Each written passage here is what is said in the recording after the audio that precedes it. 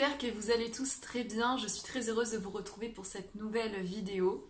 Une vidéo qui fait suite à une que j'ai déjà pu faire il y a quelques temps sur le sujet de pervers narcissique. Donc je vous invite à la visionner juste avant de continuer celle-ci. Je vous ai mis le lien juste en dessous. Donc cette vidéo sera intitulée « Pourquoi ai-je attiré à moi un pervers narcissique ?» Bien sûr, je précise que je vais parler du pervers narcissique au masculin, principalement dans ma vidéo. Mais bien évidemment vous adaptez à votre situation. Et comme d'habitude, que je vous invite bien évidemment à toujours conserver votre propre discernement. Prenez de cette vidéo que ce que vous avez l'impression qu'il est bon pour vous d'entendre ou de prendre. Laissez tout ce qui ne vous plaît pas. Et vous avez également le droit de ne pas être d'accord avec le contenu de cette vidéo, auquel cas c'est ok pour moi.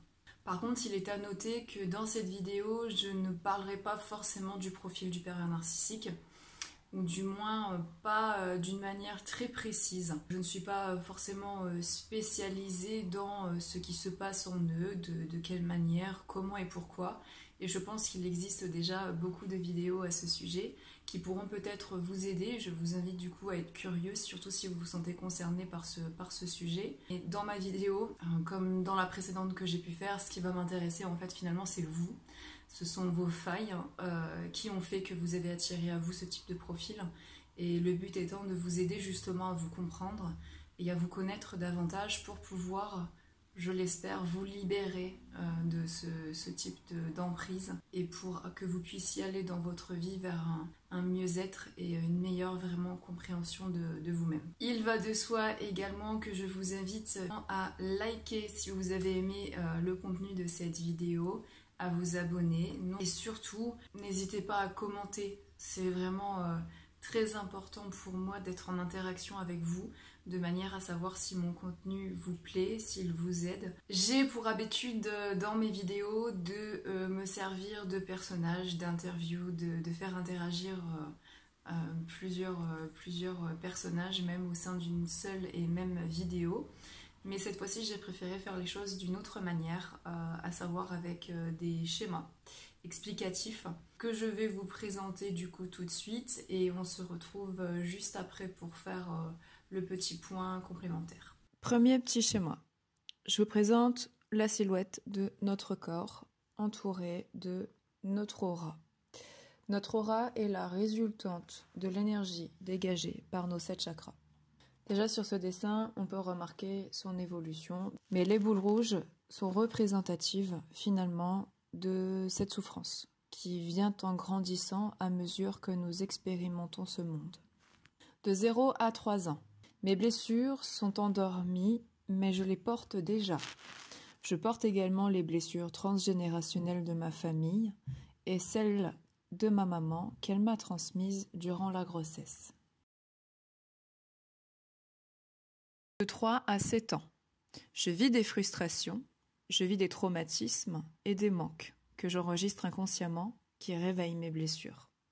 De 7 à 12 ans, on peut remarquer du coup que le seuil de souffrance commence à augmenter. De 12 à 18 ans, je ne comprends pas ce que je ressens. Je me révolte, je me fais du mal. Je tais ce que je ressens et qui je suis. Je me cherche d'une certaine manière. Je me sens incompris ou incomprise. J'ai un relationnel difficile avec les autres. C'est à mon sens cette période que beaucoup de parents estiment que leur enfant devient compliqué. Beaucoup appellent ça la crise d'adolescence, mais pour moi il s'agit d'une première dépression de l'âme, c'est-à-dire que votre corps, votre état émotionnel vous signale déjà que vous avez accumulé trop de souffrance, de frustration et de blessures. À partir de 18 ans et plus, je n'ai pas confiance en moi. Je ne m'estime pas. J'écoute mon ego car je pense qu'il me protège. Mon comportement est le résultat de mes blessures réveillées non guéries. J'ai une grande souffrance en moi que je me cache car j'en ai peur et que je cache aux autres. Je me mens à moi-même. Il émane du coup de moi une énergie déséquilibrée qui attire à moi des personnes résonnant dans la même énergie ou des situations qui reflètent ou réveillent le chaos en moi. Tout cela crée chez vous, finalement, une grande bourre de souffrance. Votre cœur est impacté, est peut-être déjà très essoufflé par tout ce qu'il a pu expérimenter. Il dégage du coup de vous déjà, de votre énergie, comme un signal d'alerte à tous les autres que vous êtes en souffrance, parfois même sans que vous en ayez vraiment conscience. C'est ainsi que le pervers narcissique, lui, et il y a déjà un grand vide en lui, énormément de failles, de blessures, un comportement inadapté à lui-même et aux autres, qu'il va parvenir à s'attacher à votre énergie et à vos propres failles à vous. Vous résonnez donc inconsciemment dans les mêmes vibrations. C'est ainsi qu'il va prendre sa place dans votre cœur avec ce lien énergétique comme un roi. Et il va casser plus encore les parties de vous qui ont été brisées.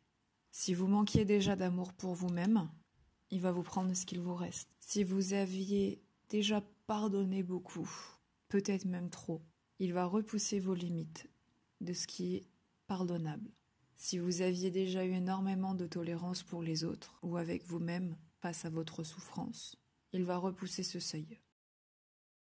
Ok, alors pour synthétiser tout ça, je vais cadrer le tout dans 2 points fondamentaux qui fait que vous attirez à vous un ou une perverse narcissique.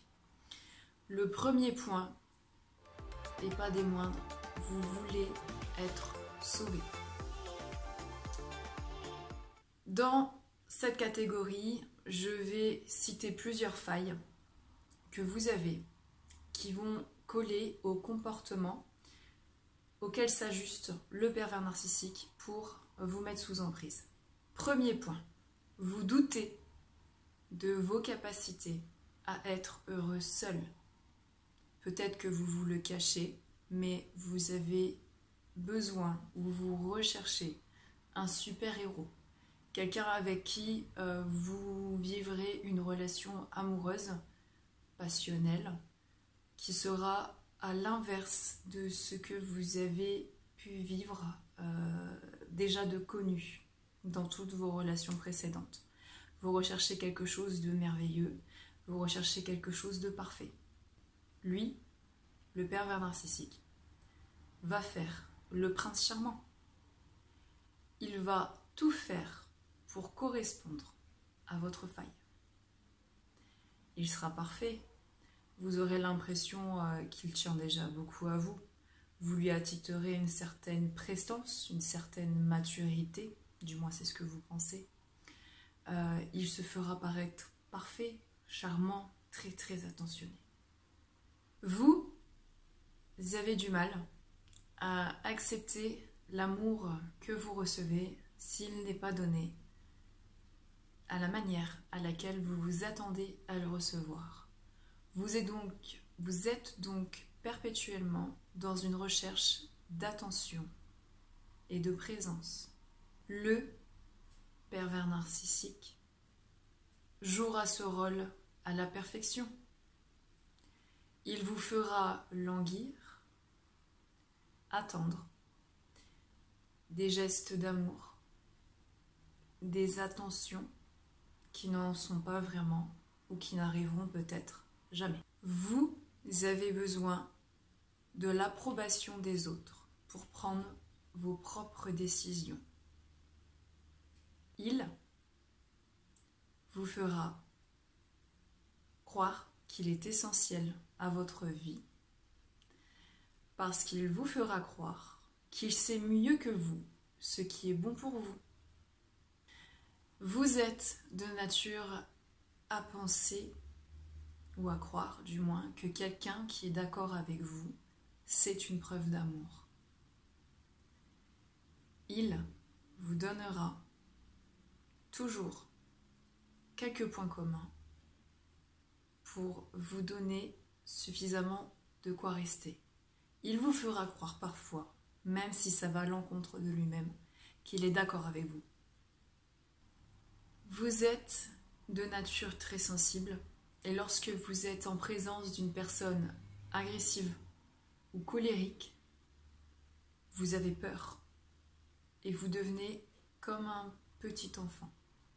Dans ces moments de colère, dans ces moments même parfois de violence, il sait qu'il vous tient sous emprise, car vous ne réagirez pas. Vous resterez donc impuissant, incapable de fuir, comme le ferait un petit enfant. Vous angoissez probablement d'être seul.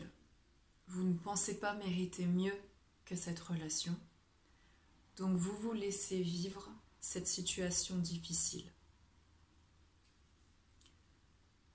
D'une certaine manière, il le sait.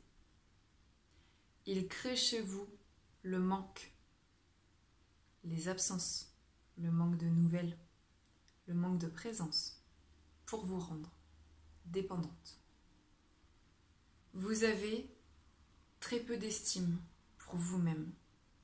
Vous avez donc besoin de reconnaissance et vous pensez que cette estime pour vous-même ne peut vous être donnée que par les autres. Il passera son temps à vous dévaloriser, à vous culpabiliser, de manière à ce que le moindre petit compliment occasionnel vous fasse vous faire dire qu'il vous aime quand même parce que vous pensez qu'il vous estime grâce à ce compliment qui vient nourrir votre besoin de reconnaissance et d'estime. Deuxième point pour alimenter ce sujet de faille, vous êtes un sauveur ou une sauveuse. Première faille, vous fusionnez facilement avec les autres, avec leurs souffrances, leur mal-être et leurs émotions. Il le sait, il compte donc sur vous pour porter son mal-être à sa place. Vous êtes de nature à vouloir toujours aider les autres, même quand on ne vous l'a pas demandé. Il se sert de ça pour vous mettre une fois de plus sous emprise. Il est narcissique, il veut qu'on l'aide, il veut qu'on s'occupe de lui. Sa personne, c'est tout ce qui compte. Vous êtes empathique, vous êtes donc de nature à ressentir ce que les autres ressentent, mais c'est une capacité que vous ne gérez pas encore, ce qui fait que vous ne parvenez pas encore pour le moment à discerner quelles sont vos émotions, vos ressentis de ceux des autres. Du coup, vous ne vous écoutez pas. Il vous manipule, car c'est ainsi qu'il parvient à vous faire douter de vous-même, de vos propres opinions et de la réalité de qui vous êtes ou de ce que vous ressentez. Vous pensez probablement que pour être digne d'amour, il faut être au service des autres. Il sait et il reconnaît ça chez vous. C'est donc ainsi qu'il vous assujettit, qu'il vous soumet à ses propres besoins, vous donnant l'impression de devenir un objet qui n'a pas de besoin et qui n'a pas besoin d'attention, ni d'amour, ou ni d'être entendu. Vous êtes dans le sacrifice de vous-même. Pour maintenir cela, vous retenez souvent ce que vous avez envie de dire par peur de nuire aux autres. C'est ainsi qu'il vous soumet psychologiquement, parfois même retournant votre propre morale contre vous. Vous brimez vos libertés en faisant passer vos besoins après les autres. Il en profite donc pour vous contrôler et vous interdire des choses qui normalement sont votre propre liberté et ne sont pas des choses qui nécessitent un besoin d'approbation ou d'autorisation. Voilà, je pense avoir cité des points plutôt importants en ce qui concerne les failles qui font que vous arrivez à être sous l'emprise en fait, d'un pervers narcissique. Quand j'utilise ce geste, c'est que les failles des uns s'emboîtent avec ceux des autres en fait.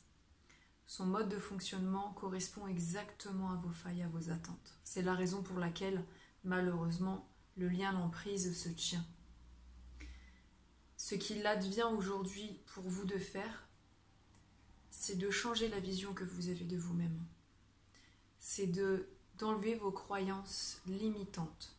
Réécoutez cette vidéo à plusieurs reprises et peut-être même noter les points que je vous ai donnés sur votre comportement qui fait que lui peut se permettre de correspondre à vos attentes pour vous maintenir dans la relation, dans le lien. Bien évidemment, tout ce que j'ai cité n'est pas forcément parlant que pour une relation amoureuse ou sentimentale. Ça peut être une relation avec un patron, ça peut être une relation avec un parent ou un membre de la famille. C'est très très large. Beaucoup de personnes doutent d'eux-mêmes pour des raisons que j'ai pu expliquer dans les failles.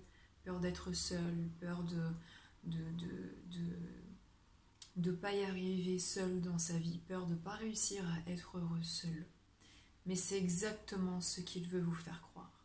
Sachez que le pervers narcissique, ce qu'il veut, c'est que vous soyez à son image. Beaucoup des personnes qui arrivent, et heureusement qu'il y en a, à se libérer de ce type de relation, finissent en dépression.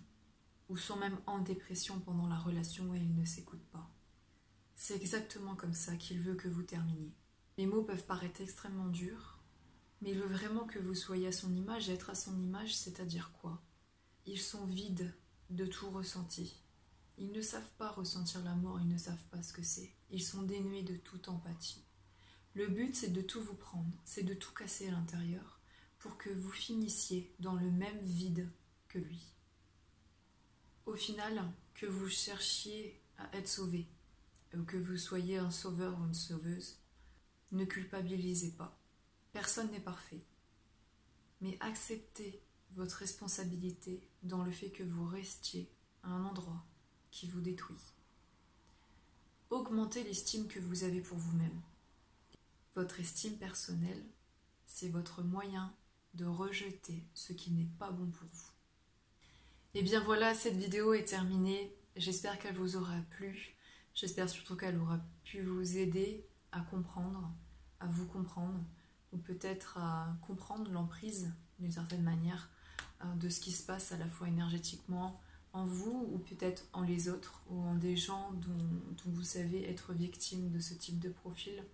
D'ici la prochaine vidéo, surtout prenez soin de vous et je vous dis à très bientôt.